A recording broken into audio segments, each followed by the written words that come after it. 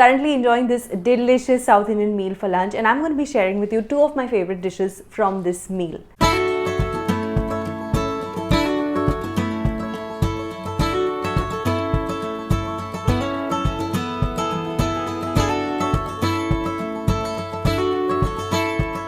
Hi everyone and welcome to SugarSpiceNice. My name is Shweta and in this video I'm sharing with you two recipes. Both of these are your secret recipes. So yes, this is going to be a your secret recipe video, and today I have Vinaya Ramesh from Chennai sharing with me her recipe of beans Paruppu Usili.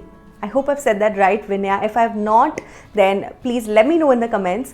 But beans Paruppu Usili is something that she shared with me, and I tried the dish and it is so good. She also shared with me another recipe. It is a sweet dish. I tried it, I made it, and it turned out so amazing. I'm going to be talking about that a little bit later in the video, but first let's go meet Vinaya and check out her recipe of beans Paruppu Usili. Very big hi to everyone who are watching this video.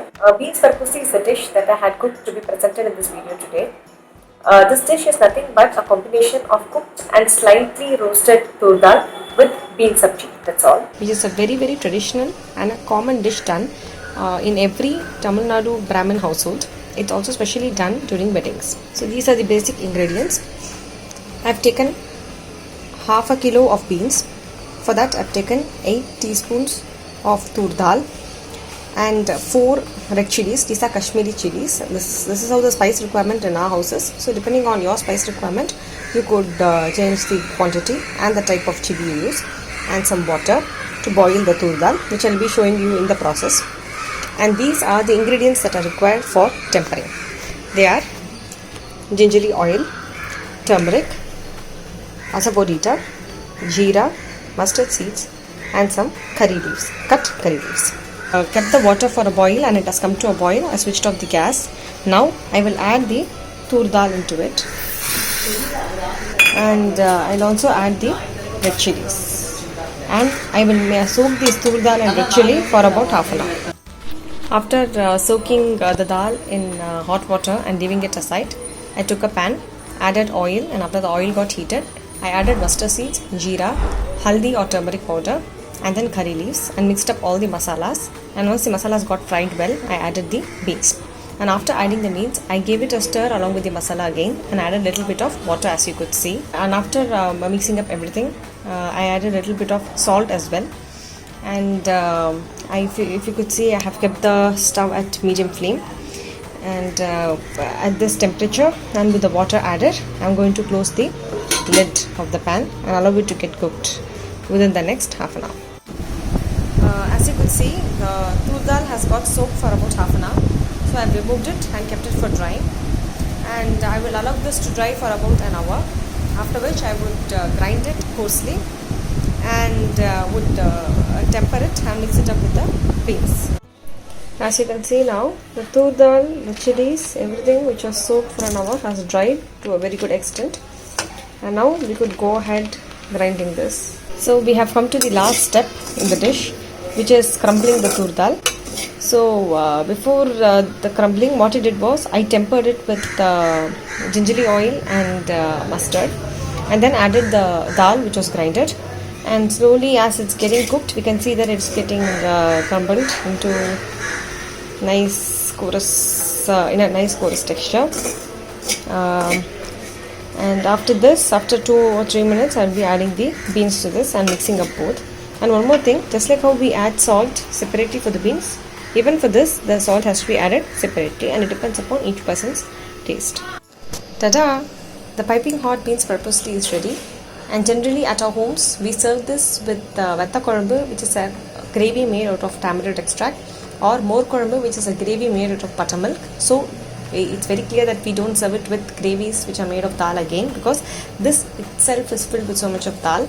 And moreover, people who are very fitness conscious or who don't take up the regular meal can actually take this, because it has very less use of oil and has all the proteins, nutrients and vitamins required for the body. This sabji could be made with capsicum, with carrot, with broad beans, with jackfruit seeds, etc. But personally, I always love when it's done with beans, because I feel the taste is the best when it is made out of beans rather than many other vegetables with which it could be made. And the uniqueness with respect to my dish is it consumes lesser oil than the traditional method, wherein in the traditional method they soak the dal for about 1.5 hours, and then if they grind it, it will become a paste, and for a paste to be made into crumbles like this, it will need a lot of oil, whereas since I am drying it for an hour and just soaking it for half an hour, when it's grinded itself, it will come as a coarse powder, and then to make it into crumbles like this, it's very easy and could be done with very less amount of oil, maybe few teaspoons, that's all. Second uniqueness is with respect to tempering jeera, where for the beans sabji I had tempered jeera, which is traditionally not done, but I do it for the simple reason that it helps in digestion because so much of dal has been used for the dish, and secondly it gives an exotic aroma, and thirdly is cutting the curry leaves and adding it to the tempering of the bean sabji. Generally people add it the whole curry leaves, but rather than doing like that, if it's cut and added, it also gives a very good and a stronger aroma to the dish. So these three I think are the unique ways in which I am doing this dish. And this sabji is generally served along with rice and hot tamarind paste gravy or buttermilk paste gravy in the south. So as recommended by Vinaya, I made some rice along with moru curry, I think that's what it's called, or buttermilk curry for lunch, and beans Paruppu Usili. Of course mine is the less spicy version, and I was so hungry that I immediately relished this and didn't film myself eating it. And honestly, I would pass part of the blame on this peanut Mysore Pak, which is my first attempt at making any kind of Mysore Pak, and this was possible only because of Vinaya's recipe. So she shared her recipe for this peanut Mysore Pak with me, and it was so good. You have to try it. In this lockdown, I tried making Mysore Pak with peanuts, and it also came out exotically. Now this recipe is Vinaya's peanut Mysore Pak recipe. So for that, first I took some peanuts and roasted them, and then I just got their skin off and ground them into a fine powder. While grinding them, do it on whipper mode, otherwise if you put them in the grinder continuously, they might start leaving their oil.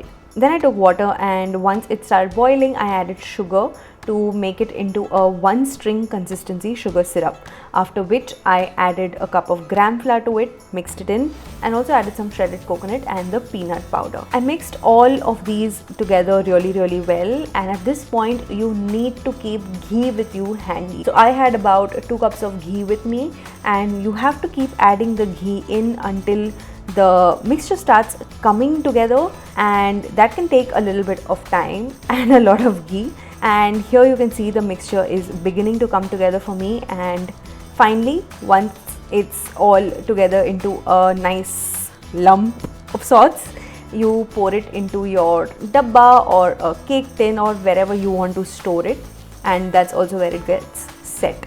So here is the peanut Mysore Pak. Thanks to Vinaya that I was actually able to try this and relish this. If you like this video, please do write your comments in the comment section and share it with all your friends, family and loved ones, and do subscribe to SugarSpiceNice for more such interesting videos to come. I hope you guys enjoyed this episode of Your Secret Recipe. Make sure you give it a big like to show Vinaya your support, and let her know in the comments how you like the recipe, and if you tried, then to let her know how it turned out for you. And I will see you in my next video. Bye!